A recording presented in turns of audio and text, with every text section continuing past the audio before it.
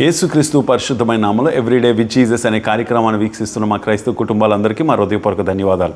మరొక లేఖన భాగాన్ని మేము ముందు ఉంచడానికి ప్రభు మా హృదయాల్లో పెట్టిన భారాన్ని బట్టి దేవుని నామానికి మహిమ కలుగుగాక.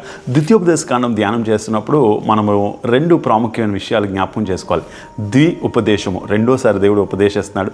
రెండో విషయం ఏంటి అంటే, రెండోసారి మోషే ద్వారా ఇజ్రాయెల్ ప్రజలతో మాట్లాడడమే కాదు, మరొకసారి దేవుడు హెచ్చరిస్తున్నాడు.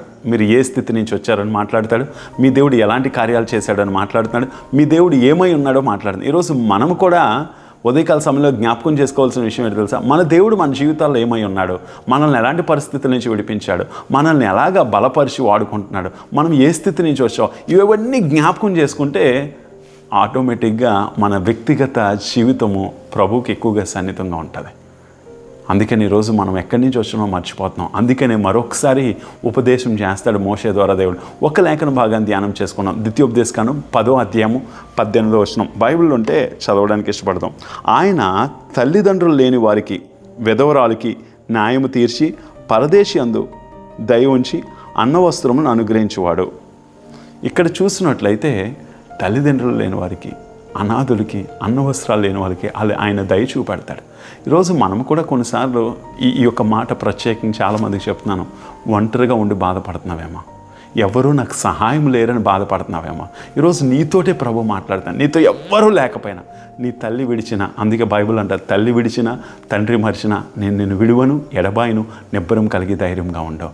దేవుడు నీ పక్షమున ఉన్నాడు. ప్రియులారా, యోసేపు ఒక్కడే ఉండిపోయాడండి. తండ్రి లేడు, అన్నదమ్ములు అసూయ చేత తన బానిసలుగా మార్చేశారు. అయినప్పటికీ దేవుడు తోడై ఉన్నాడట యోసేపుతో. ఈరోజు మర్చిపోకు, నువ్వు ఒంటరిగానే ఉన్నప్పుడే దేవుడు నీకు తోడై ఉంటాడు. ఇక్కడ అదే లేఖన భాగం ఉండొచ్చుని, ఆయన తల్లిదండ్రులు లేని వారికి, విధవరాలకి న్యాయము తీర్చి పరదేశి అందు దయ ఉన్న ఆయన అన్నవస్త్రం అనుగ్రహిస్తాడట. ఈరోజు గుర్తుంచుకో, తల్లిదండ్రులు లేని వారికి, విధవరాలకి, ఒంటరిగా ఉన్నవారికి, అన్యాయంగా మోసం చేయబడిన వారికి దేవుడు ఎప్పుడు తోడుగానే ఉంటాడు. ఎందుకు తెలుసా?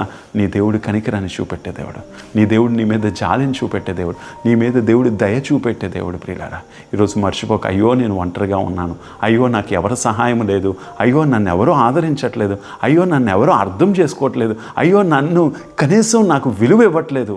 దేవుడు అంటున్నాడు, ఆయన స్వరూపంలో తయారు చేయబడి నీకు విలువ ఉంది. ప్రియులారా, ఈరోజు ఎవ్వరూ నీతో లేకపోయినా దేవుడు నీతో ఉన్నాడా? తల్లిదండ్రులు లేని వారికి, విధవరాలకి దేవుడు ఎప్పుడు తోడుగా సమీపంగా ఉన్నాడని గుర్తించుకో. ఈ మాటను ఎత్తుపట్టుకో. అవును ప్రభా, ఈరోజు నాతో మాట్లాడావు, నేను ఒంటరినే, నన్ను ఎవరు అర్థం చేసుకోవట్లేదు, నేను ఒంటరిగా ఉండిపోయాను, నాతో ఎవరూ ఉండట్లేదయ్యా అని ఏడుస్తున్నావా? ఈరోజు నీ కన్నీటికి తగిన జవాబు ఈ వాక్యం ద్వారా దేవుడు నీతో మాట్లాడుతున్నాడేమో. కళ్ళు మూసుకో, ప్రార్థన చేద్దాం ఈ ఉదయకాల సమయంలో. మా తండ్రి, మా ప్రభా, ఏ కుటుంబాల్లో పురుషులైనా, స్త్రీలైనా, యవనస్తులైనా, పిల్లలైనా, భర్త అయినా, భార్య అయినా, ఎవరైనా ఒంటరిగా ఉండి, అనాథులుగా ఉండి, అందరూ ఉండి విడిచిపెట్టబడి, అన్యాయముగా ప్రభా మోసగించబడి ఒంటరిగా ఏడుస్తున్నారేమో, విధవరాలుగా ఉండిపోయారేమో చిన్న వయసులోని, అలాంటి వారందరి తరపున నువ్వు ఉన్నావు, నువ్వు దయను చూపెట్టే దేవుడు అని మరొకసారి మాట్లాడే ఉదయకాల సమయంలో అలాంటి కుటుంబాలకి ఆదరణ, నెమ్మదిని దయచే ప్రభా. ఒంటరిగా ఉన్నవాడితో నువ్వు తోడుగా ఉండి నడిపించే దేవుడు అని సత్యాన్ని గుర్తెరగడానికి సహాయం దయచేయము.